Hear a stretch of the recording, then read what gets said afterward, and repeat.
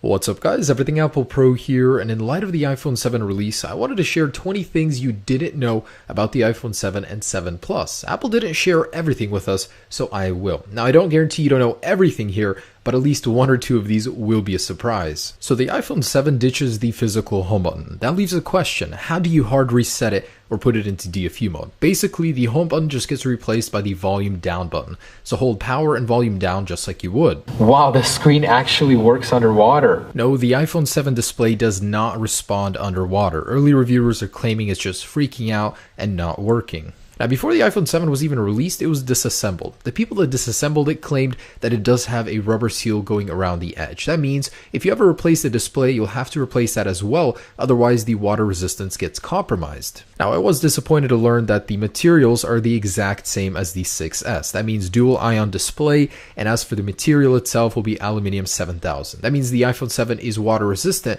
but it's no more durable against drops. And believe it or not, picking up the iPhone 7, you may notice it is lighter by 5 grams. It's a very small amount, but people are claiming they can actually feel it. The iPhone 7 is really exceeding expectations. Both T-Mobile and Sprint are claiming it's actually beat iPhone 7 records for pre-order by 4 times. Well, almost anyways. And T-Mobile CEO claims it's the most pre-ordered device in T-Mobile USA history. Who was it again that said nobody would buy a phone without a headphone jack? After pre-orders, after the blood in the water cleared, it was apparent that the iPhone 7 Plus in jet black was the most popular phone.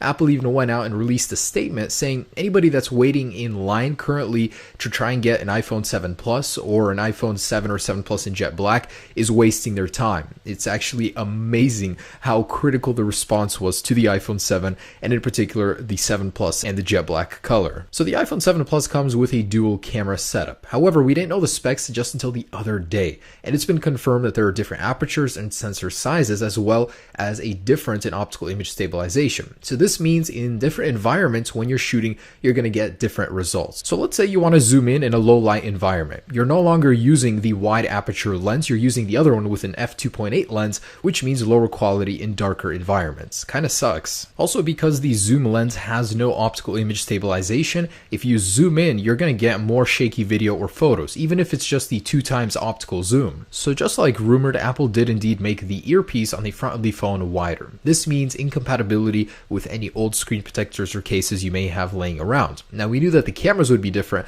but now on the front of the phone, you're facing an entirely different issue. So your old screen protectors will not work. If you look at the bottom of the iPhone 7 or 7 Plus, it appears that it has stereo speakers, which it does, just not here. The one on the left is just for appearances. The stereo speaker actually comes from the earpiece. Now, this one's a little complicated. Depending on which carrier you buy your iPhone from, you're going to get a different LTE modem inside. If you buy from AT&T or T-Mobile, it will not have a CDMA radio. With Verizon or Sprint, it will. And it's been confirmed from many sources already, the iPhone 7 Plus will indeed have 3 gigabytes of RAM. So it's going to be a little bit faster versus the iPhone 7. And the actual battery sizes have been confirmed as well. So that means the iPhone 7 will have a 1960 mAh battery, and the iPhone 7 Plus will have a larger 2910 mAh battery as well. And much like 3D Touch, the customizable home button will allow you to set how much response you want coming from it. So how hard you have to press in order to activate it, and when you press, how much feedback you'll get from the Taptic engine.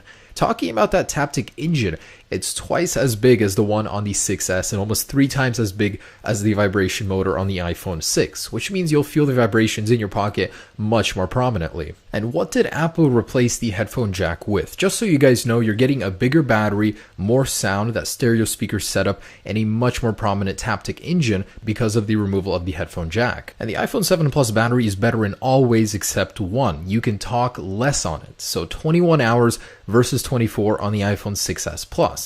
And I really like the fact that there's a throwback in the packaging to earlier iPhones. So the jet black will have exclusive packaging similar to that of the iPhone 5 and very, very early iPhone models. Man, it does look good. And wow, Apple did not lie when they said this was the most powerful smartphone on the market. Almost double the single-core score of any relatable major smartphone that's competing with it, including the Samsung Galaxy Note 7 and S7. It's even in MacBook Air territory. That is just incredible. And that's 21 things about the iPhone 7 and 7 Plus that you did not know. Hopefully now you cannot say that anymore and you learned a couple things about these devices. I'm going to have these in hand tomorrow, guys. I'm so excited. I'll be doing all of the tests on them. Stay tuned for that. big day tomorrow. Enjoy your very own iPhone 7. Peace.